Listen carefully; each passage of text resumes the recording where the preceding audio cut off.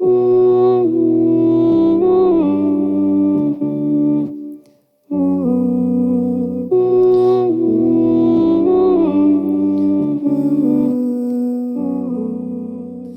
it started in the live context for me.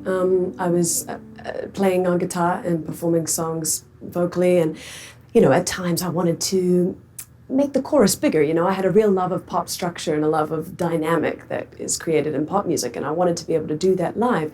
So I started experimenting with this Boss RC 20 or 50, I can't remember, but these were the foot pedals that you basically loaded up with free time loops. At that point there was no sort of MIDI sync or anything, it was just all free time, and I would layer up beds of vocals, just simple oohs and ahs to kind of bring texture into the chorus. So I'd load them up at the start and then bring them in the chorus. So it was very basic, but that was the start of sort of me being able to envision arrangements as a solo artist that went beyond just me and my guitar. And of course that later went into the studio for me. So when I was fleshing out a demo for a song, instead of just putting it down on guitar, I thought, well, why don't I sing the chords out and pretend I'm a string section, or do what I would do in the live context with my loop pedal. If I was starting settle down, I like to start with a sample, and I can kind of sculpt it. Is the sweetheart you married the husband you expected him to be? This is throwing effects across the whole mix. Is the sweetheart you married the husband you expected Maybe some him to be? vinyl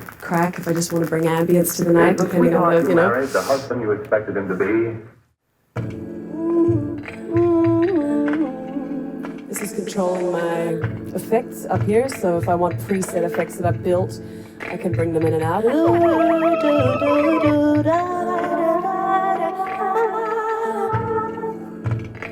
So these are different throws that I do. If it's a big chorus and we want a big flourish. I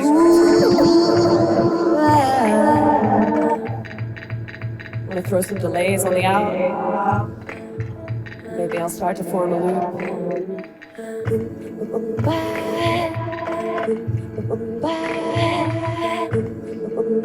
And now I can affect the loop through this thing. Sing, sing, sing, sing, sing, sing. This is the looper of the chaos.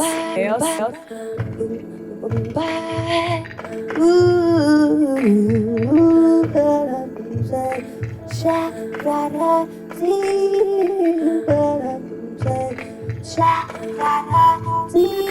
So filters as well.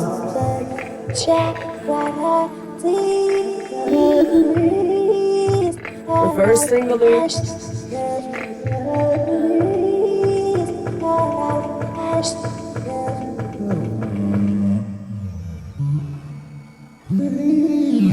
So basically, to break it down, it's treating the sample as though it's a waveform in the Pro Tools studio, and I can take that sample and stutter it,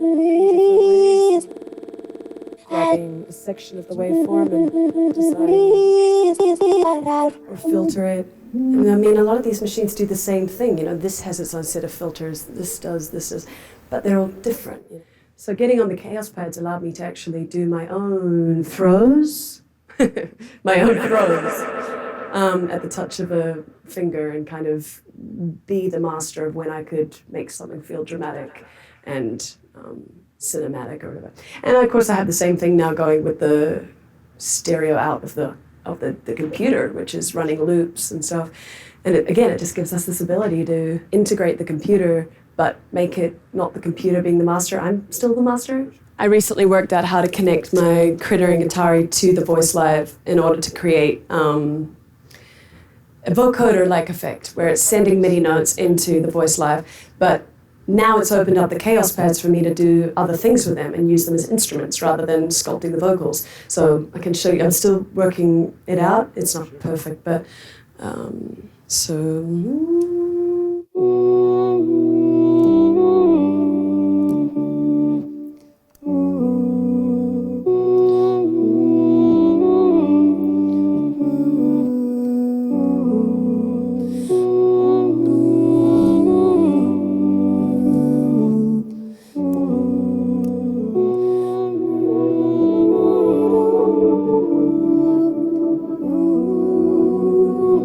gets ambience going, running through some reverses,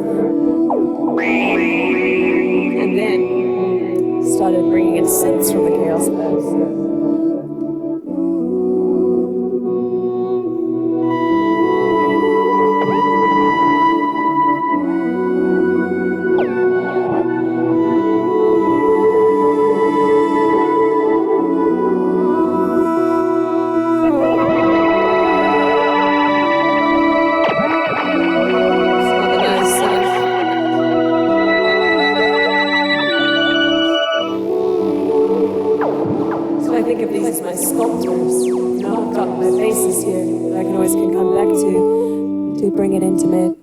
And then go back to